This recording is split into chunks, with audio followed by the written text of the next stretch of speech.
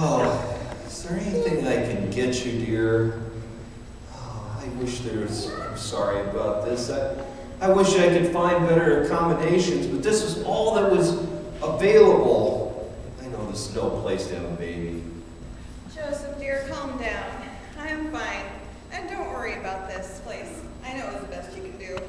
I just want what's best for you, honey. This is a pretty important child that we're having. Well, remember, God is in control. He has his reasons. Remember how the angel appeared and told me? Yeah, I gotta share with you what I was thinking at this point. Here she's telling me that nothing to worry about, to calm down, that the Lord is in control, but I have to say, I'm as nervous as all get out. I mean, here, my betrothed here, Mary, is about to have a baby, and not just any baby.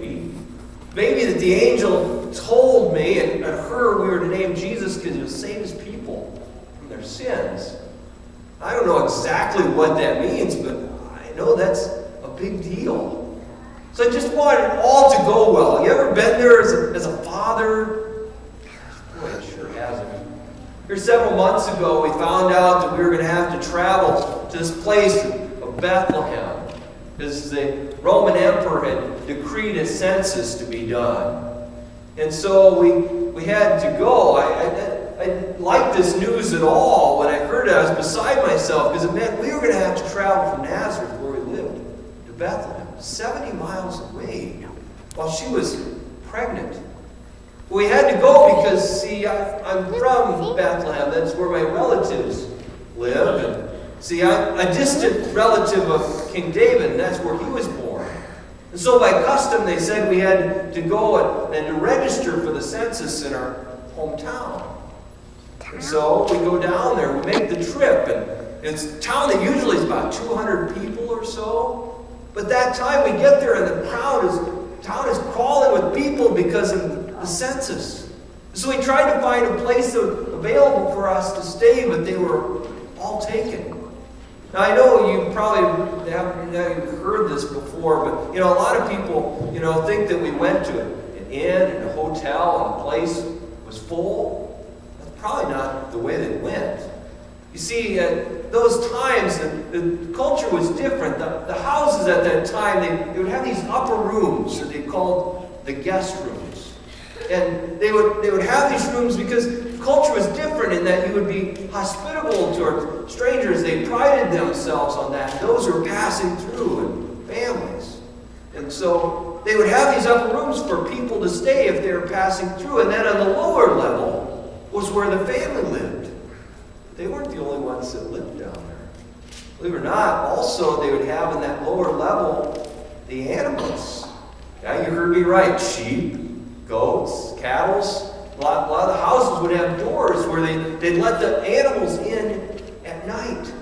And so here we get to Bethlehem and we go to some of our relatives, but their guest room is full.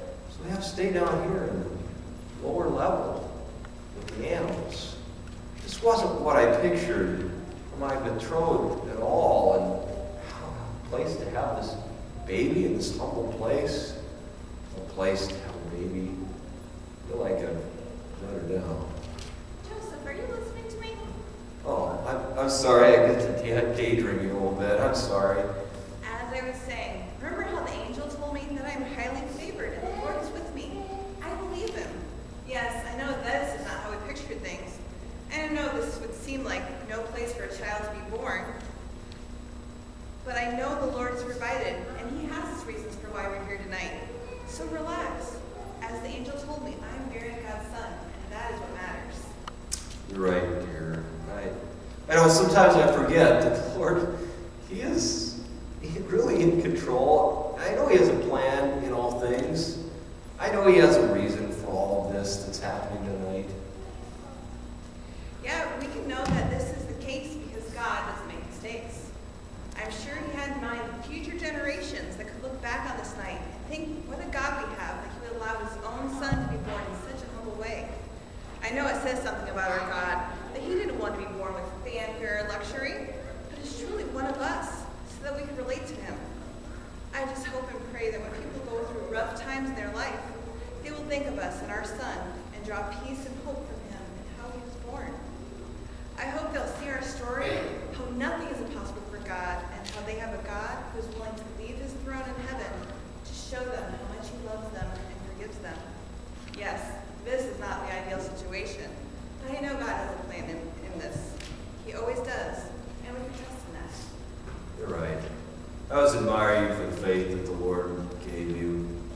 I can only imagine what people are going to say about the awesome condition in which our baby was born years down the road. I just really hope that people will really appreciate, understand the importance of our child. I mean, if he came to be named Jesus to save people from their sins, you don't get any more important than that. I just really hope that people will see their gracious and loving God in the face of our smiling child. I'm sure they will. We can only hope and pray for that. And now, back to your question about if there's anything you can get me. The seat sounds awfully nice right now. I know I should have gotten to see you a while ago. Come with me. I know there's a bale of hay over here that I can help you sit down.